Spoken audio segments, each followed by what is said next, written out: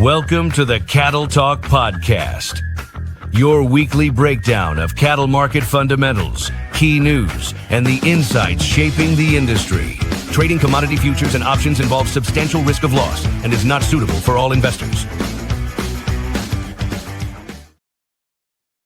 All right, today is June 5th. I've got Jace with us here today. How's it going, Jace? It's going good. We're going to talk about the cattle market today. Obviously, a huge week. We've got to cover a lot of things.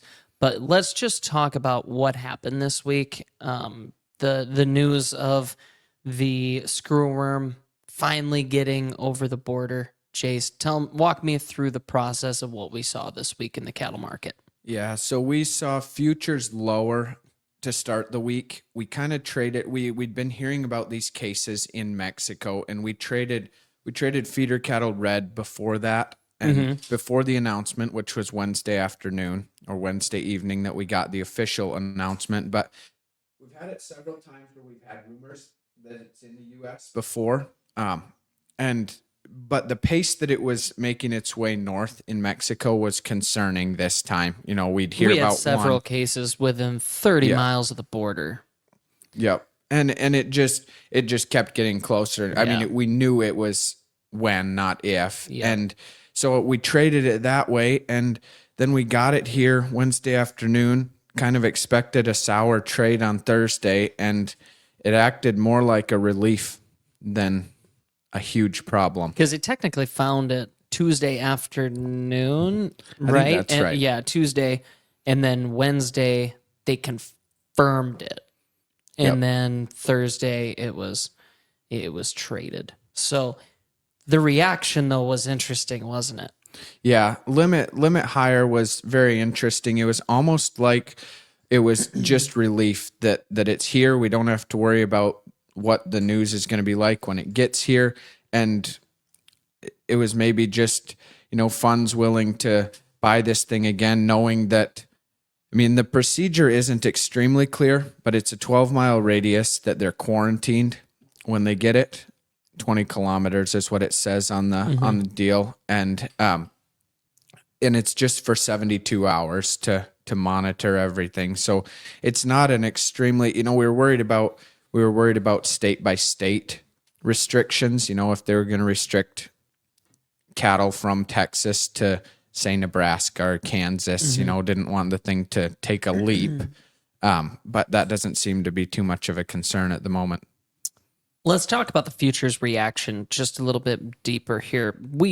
It was a very interesting trade. We opened immensely lower yesterday morning on Thursday, and within about a half hour, you could tell it's like, oh, we're coming back pretty good already.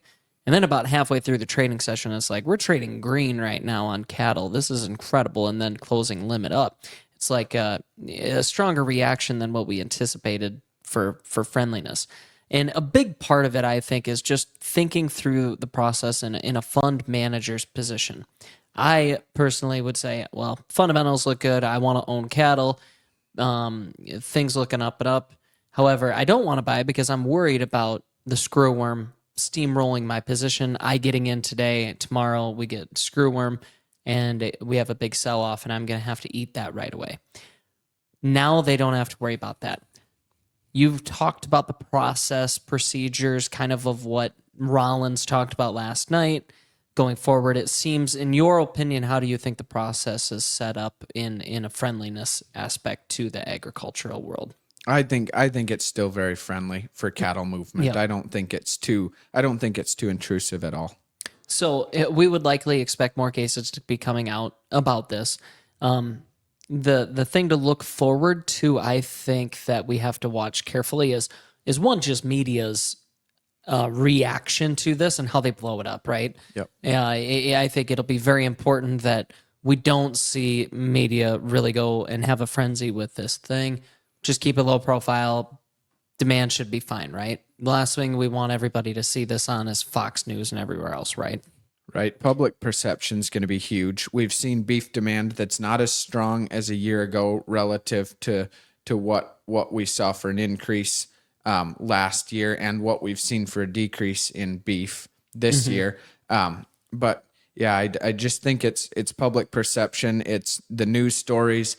we've seen it. We've seen it a little bit, which is slightly concerning on the demand side. Is the headlines just saying flesh eating worm, and it's very tied to cattle, even though it's a mammal problem. The other mammals don't seem too concerned about this at the moment. Like obviously the hog side of the world, poultry, they probably don't want to talk about it much personally, if you think about it that way. But media wise, it's mainly concerning cattle at this point. Yep. Production, it makes sense, right? You're open, you're out and about, you have things like branding, dehorning, a lot more open wounds. A hog in a building is a lot more secure, not as many open wounds, things like that. So it obviously makes more sense to talk about on the cattle side. But nonetheless, beyond that, the market, we've been anticipating this for we've had it around 2 years, probably thought we'd get it a year ago.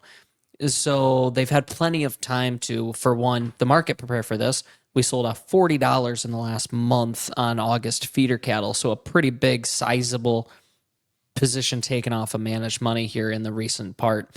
And two, just obviously the government, they've had time to prepare for this and a reaction to it. So hopefully that means this isn't going to be that big of a deal. But obviously we're at record prices on cattle, and we have to be prepared for this. Any other final thoughts regarding screwworm market impact and what we need to watch going forward, or what we should expect going forward with this?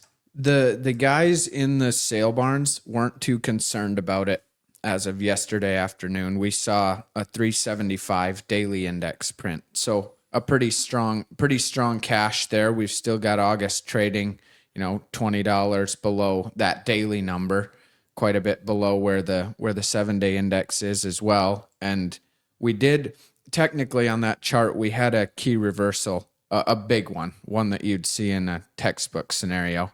But very much so. All right. Well, we've had some fun things to talk about on the cattle side from news-wise this week. What can you tell me about, you mentioned cutout there a little bit. We've been very sideways since March on the beef cutout, but it's at a very high level. Very soon here, it's going to be, it looks like if we keep trending this way, we're going to be at a very similar level to where we were a year ago. I thought that was kind of fascinating after we talked about that this morning and just approaching that date. Any takeaways from that? We're definitely running into resistance at the consumer level around that $400 mark. So I don't know what to take away exactly from that at the moment, because we could still see a summer rally. Mm-hmm. But at the moment, 400 is a psychological resistance point for a lot of people. For what it's worth, we've seen that in the hog side as well. Just can't really get above 100. And normally by now we start to see that increase a little bit going into the summer. So keep an eye on that too. Other production fundamentals you think worth talking about today? Not a whole lot. I guess we've seen weights come down a little bit, but not a lot. I guess not a huge change there. Still running well over a year ago levels there. The harvest is about 8% below a year ago. Production's about 3%. So still that the weights are making up for a big chunk of it, but we are seeing less U.S. production, more imports. So something to definitely watch there. That the American consumer isn't losing ability to buy beef. There's still beef available. It's just more of it's imported, less of it's domestic. Interesting. Anything else to wrap up on the cash market for activity you saw this week? A little bit friendlier? Yeah, cash market was pretty strong. The guys trading the cash cattle sure know their leverage. They've been holding steady here at, it's higher money than last week, about 257, 258. A little bit of that was getting passed, and then there was some trade at those levels. So it wasn't a real exciting cash week, but strong enough. All right. Well, if anyone needs anything out there for risk management help on their farms and operations, that is what we do each and every day. So please click the link on the description below to access our daily market commentary and other research information. And please contact us if you are interested in opening an account or managing marketing risk. We would love to talk to you. So please hit that subscribe button as well, and we will see you next week.